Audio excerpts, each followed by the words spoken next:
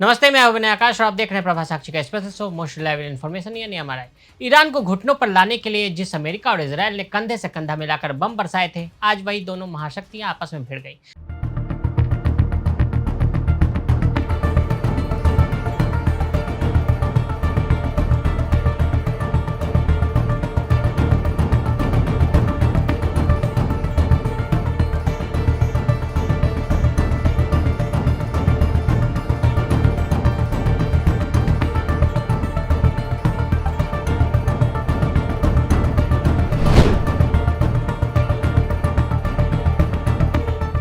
वजह कोई जमीन का टुकड़ा नहीं, बल्कि वही ईरान है जिस पर दोनों मिलकर फतेह पाना चाहते हैं। अमेरिका राष्ट्रपति डोनाल्ड ट्रंप और इजरायली प्रधानमंत्री बेंजामिन नेतन्याहू के बीच 19 मई की रात एक हुई सीक्रेट फोन कॉल ने दोनों देशों के रिश्तों में छिपे तनाव को दुनिया के सामने लाकर खड़ा कर दिया। मीडिया रिपोर्ट्स के मुताबिक यह बातचीत इतनी तीखी थी कि इसके बाद नेतन्याहू गुस्से से तमतमा उठे।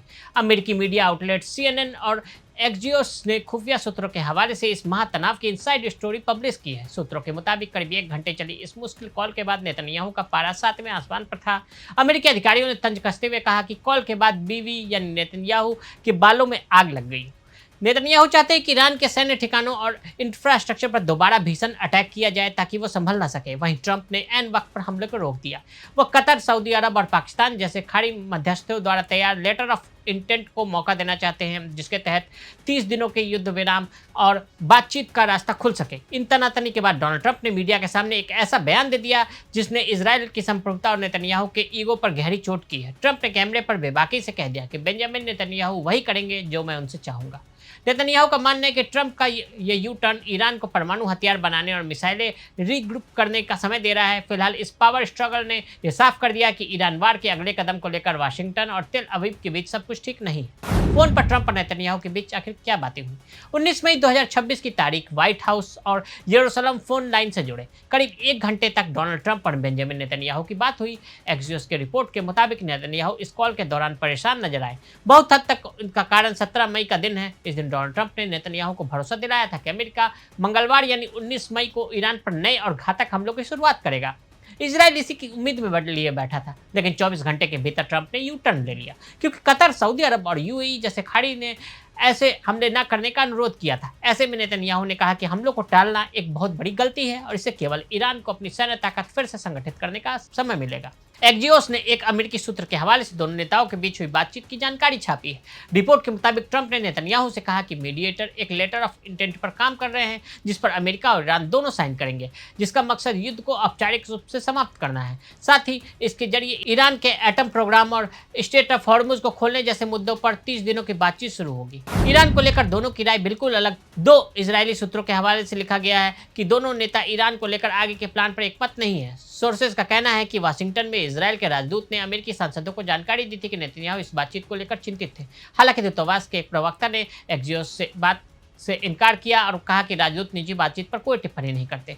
दरअसल अमेरिका और इजराइल ने ईरान पर दोबारा हमला करने का प्लान बनाया था। इस बार होने वाले ऑपरेशन को नया नाम दिया गया था। CNN की रिपोर्ट के मुताबिक दोनों देश ईरान के खिलाफ ऑपरेशन स्लेज हैमर शुरू करने वाले थे। इसी प्लानिंग की वजह से नेतन्याहू को लग रहा था कि वो अपना एक में लक्ष्य हासिल कर लेंगे, यानी ईरान को पूरी तरह से तबाह कर देंगे। लेकिन कहानी में ट्विस्ट आया, किरदार का नाम ट्रंप आया।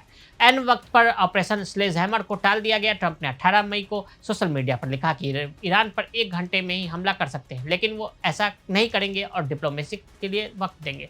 बस ये ट्वीट नेतन्याहू के लिए टेंशन बन गया, क्योंकि जिन ट्रंप के बारे में कहा जाता है कि ईरान पर हुए हमले में इजराइल ने जैसा चाहा अमेरिका ने वैसा ही बिहेव किया। ईरान ने कहा अमेरिका प्रस्ताव की हो रही है समीक्षा। ट्रंप ने कहा है कि ईरान के साथ बातचीत अंतिम चरण में, जबकि तेहरान ने पाकिस्तान के जरिए मिले नए अमेरिकी प्रस्ताव की समीक्षा शुरू कर दी है। ईरान ने अपनी शर्तों में विदेशों में फंसी संपत्तियों की रिहाई और ईरानी बंदरगाहों पर अमेरिकी नाकेबंदी खत्म करने की मांग दोहराई है। दूसरे देश को यूरेनियम नहीं देंगे। ईरान के सुप्रीम लीडर मोजतबा खामनेई ने निर्देश दिया है कि देश का हथियार ग्रेड समृद्ध यूरेनियम किसी भी हालत में विदेश नहीं भेजा जाएगा। 2 वरिष्ठ ईरानी सूत्रों के हवाले से यह दावा सामने आया है। इस रुख से अमेरिका ईरान के बीच चल रही शांति वार्ता में नया पेच फंस सकता है। इसकी वजह अमेरिका इजरायल की प्रमुख मांगों में ईरान के यूरेनियम को दूसरे देशों में भेजना शामिल है। ईरान तेजी से बढ़ा रहा ड्रोन प्रोडक्शन। अमेरिकी खुफिया आकलन के मुताबिक ईरान सैन्य क्षमता तेजी से खड़ी कर रहा है। युद्ध विराम के दौरान उसने ड्रोन प्रोडक्शन भी शुरू कर दिया है। अनुमान है कि वो 6 महीने में ड्रोन हमले की क्षमता बहाल कर देगा। रिपोर्ट में कहा गया कि ईरान नष्ट हुई मिसाइल साइट्स, लॉन्चर्स व हथियार उत्पादन क्षमता को भी जल्द तैयार कर लेगा। अमेरिका ने अपना रवैया बदल दिया है। नेतन्याहू के गुस्से की एक और वजह यह भी थी कि इजरायली खुफिया एजेंसी मोसाद जैसे सैन्य अधिकारियों का मानना है कि ईरान युद्ध के दौरान बंद किए गए अपने मिसाइलों के ठिकानों को फिर से सक्रिय कर सकता है। इसराइल का मानना है कि इस वक्त ईरान पर हमला न करना उसे परमाणु बम बनाने की खुली छूट देने जैसा है। इधर ट्रंप और नेतन्याहू की बातचीत को लेकर मचे बवाल के बीच ईरान का जवाब भी आ गया है। ईरान के राष्ट्रपति मसूद पेजेश्कियान ने एक्स पर लिखा कि ईरान ने हमेशा अपने वादे को निभाया है, युद्ध टालने की हर संभव कोशिश की है। हमारी ओर से रास्ते खुले हैं, लेकिन दबाव डालकर ईरान को सरेंडर के लिए मजबूर करना सिर्फ एक भ्रम है। ईरान के रेवोल्यूशनरी गार्ड्स IRGC ने और भी सख्त चेतावनी दी। उन्होंने कहा कि अगर अमेरिका ने फिर हमला किया तो खाड़ी देशों के तेल की आपूर्ति को सालों के लिए काट देंगे। धमकी यह भी दी कि अगला हमला किसी क्षेत्रीय संघर्ष तक सीमित नहीं रहेगा, बल्कि ये पूरी दुनिया में फैल जाएगा। तो ट्रंप बातचीत की राह पर है। उसके पार्टनर नेतन्याहू इस बात से निराश हैं। इन दोनों के बीच टेंशन का यह पहला मौका नहीं है। याद कीजिए, जंग के दौरान ईरान के साउथ पार्ट्स गैस क्षेत्र पर एक बड़ा हमला हुआ था। रिपोर्ट्स आई थी कि हमला इजराइल ने किया। ट्रंप इस हमले की वजह से इजराइल पर भड़क गए थे। तब ट्रंप ने कहा था कि इजराइल ने अकेले कार्रवाई की है और वाशिंगटन को इस बारे में पहले से कुछ नहीं पता था।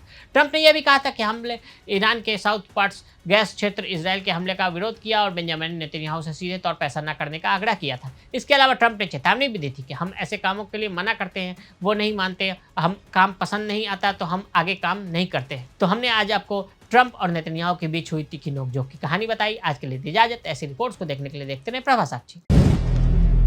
अगर आप भी लेना चाहते हैं देश दुनिया की तमाम जानकारी तो आज ही सब्सक्राइब करें हमारे चैनल को। साथ ही नीचे दिए बेल आइकन को जरूर दबाएं ताकि हर अपडेट आप तक पहुंच सके।